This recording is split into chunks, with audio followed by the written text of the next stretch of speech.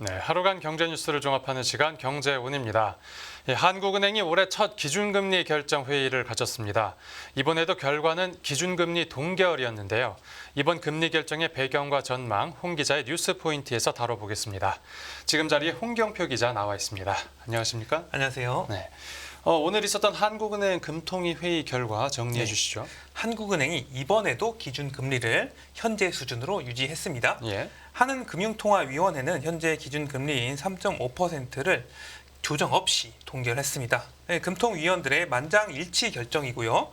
한은은 지난해 2월부터 지금까지 1년여간 기준금리를 3.5%로 묶어왔습니다. 네. 이전의 기준금리 흐름을 보면 한국은행은 2019년 코로나19 쇼크로 인해서 금리를 0.5% 수준까지 지속해서 내려왔는데요. 네. 이후 동결을 거쳐서 2021년 8월 금리를 올리기 시작하면서 이른바 통화정책 정상화에 나섰습니다. 이후에 지난해 2월 동결로 이제 인상 기조는 깨졌고요.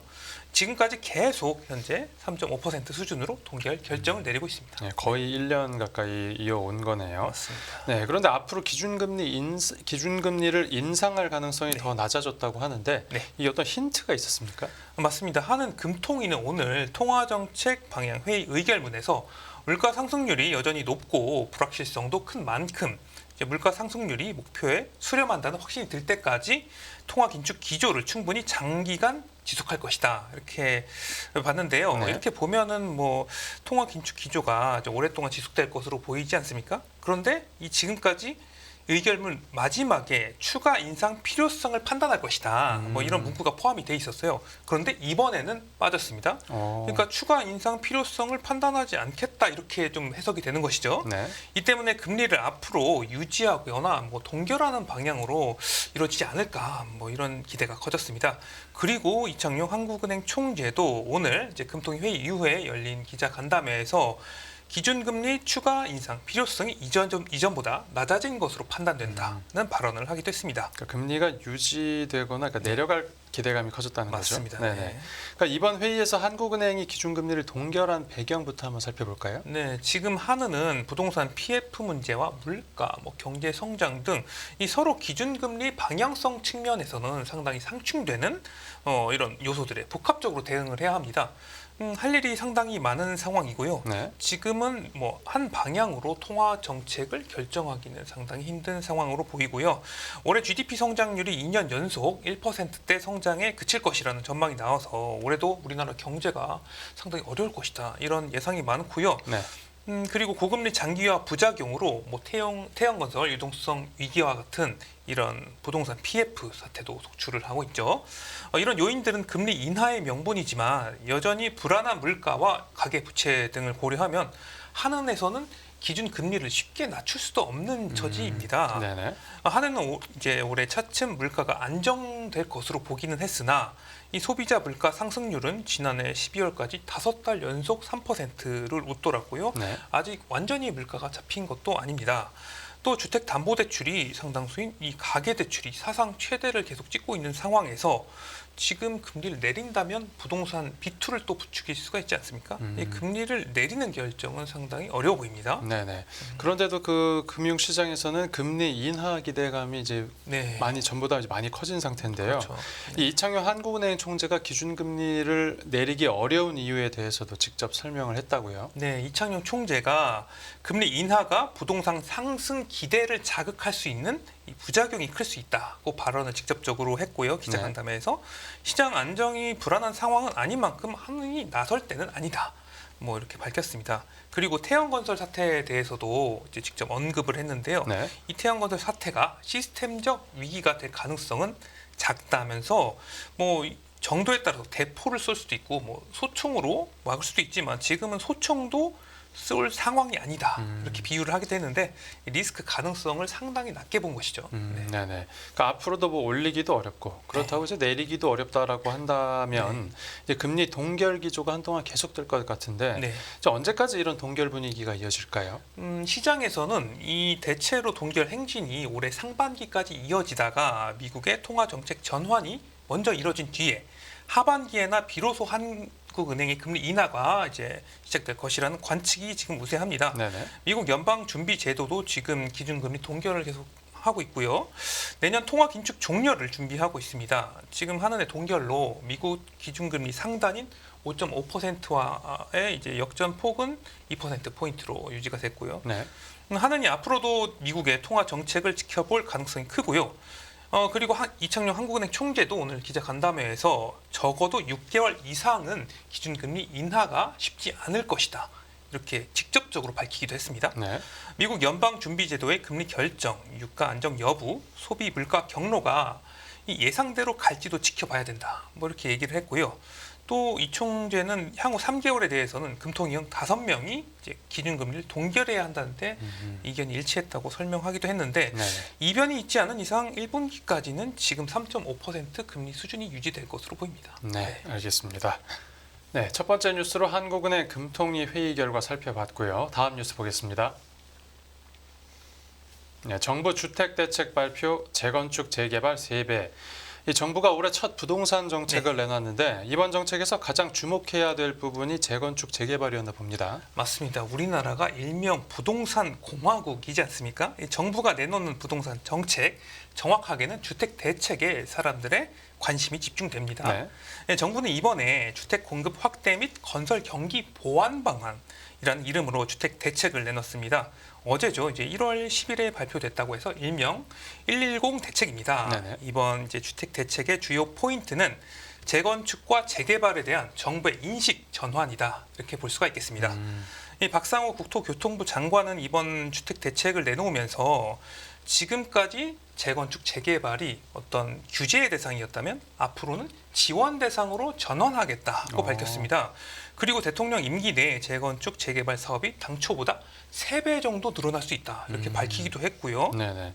이렇게 정부가 재건축과 네. 그 재개발을 활성화하고 싶어하는 건 알겠는데, 네. 그럼 어떤 방식으로 사업을 늘리겠다는 겁니까? 정부는 이제 재건축, 재개발 패스트 트랙을 도입해서 이제 활성화에 나섭니다. 어. 빠른 속도로 이제 사업을 진행할 수 있도록 돕겠다는 것이죠. 네.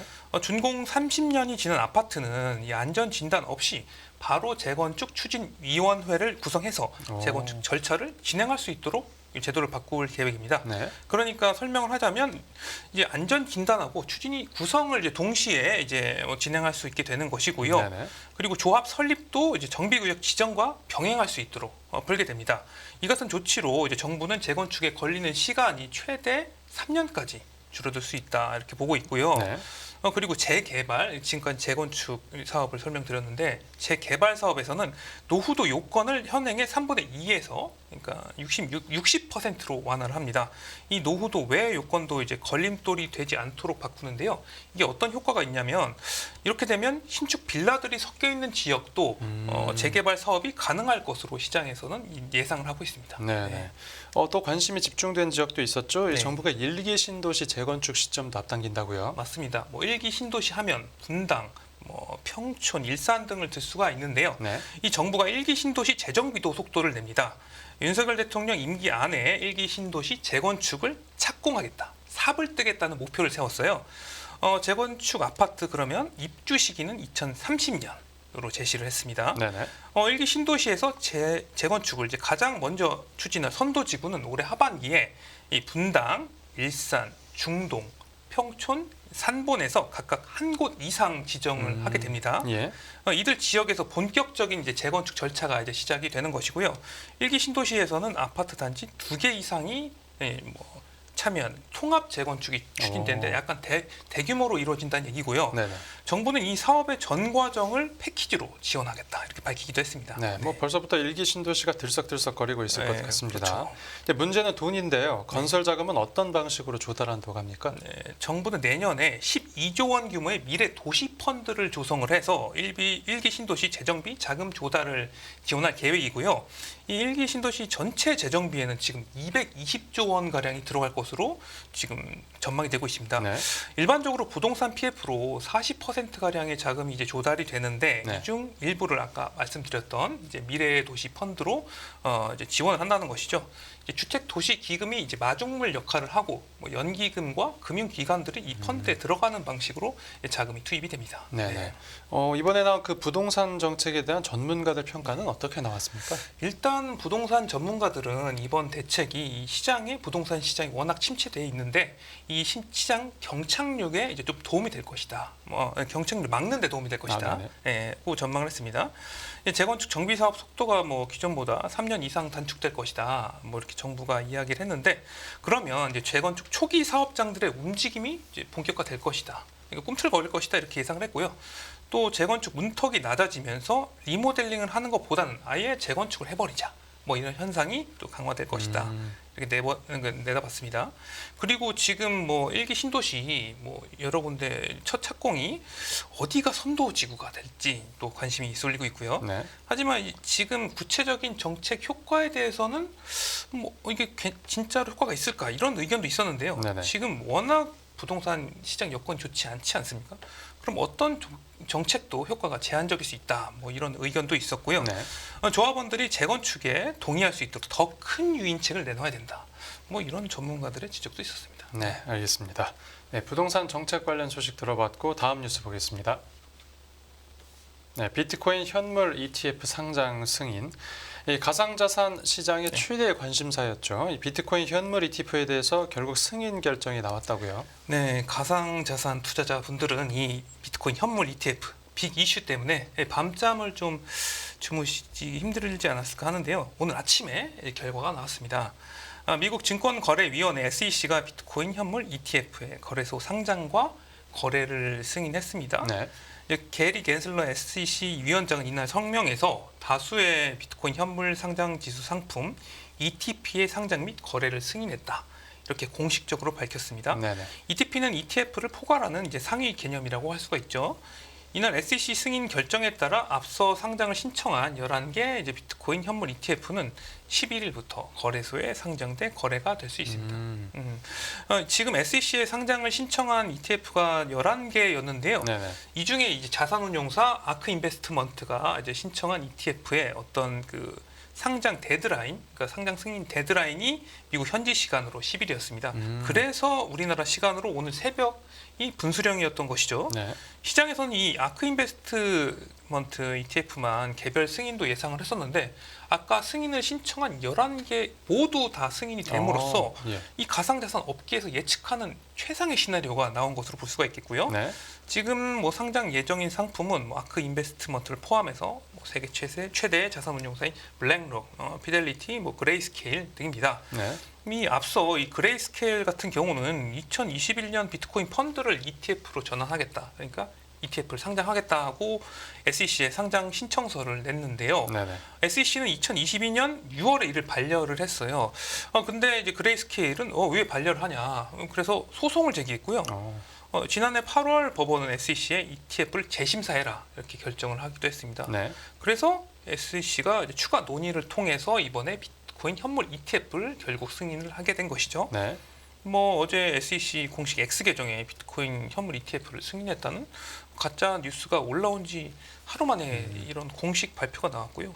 결과적으로 가짜 뉴스가 현실화되긴 했습니다. 가짜 뉴스가 진짜 뉴스였네요. 네, 그렇죠. 네네. 네. 이제 많은 투자자들이 증권거래위원회의 결정을 기다렸을 텐데 네. 이번 비트코인 ETF 승인이 어떤 의미를 갖는지도 짚어주시죠. 네, 이번 SEC의 승인이 비트코인 나아가 가상자산이 제도권으로 들어온다, 이런 의미를 가질 수 있겠습니다. 네.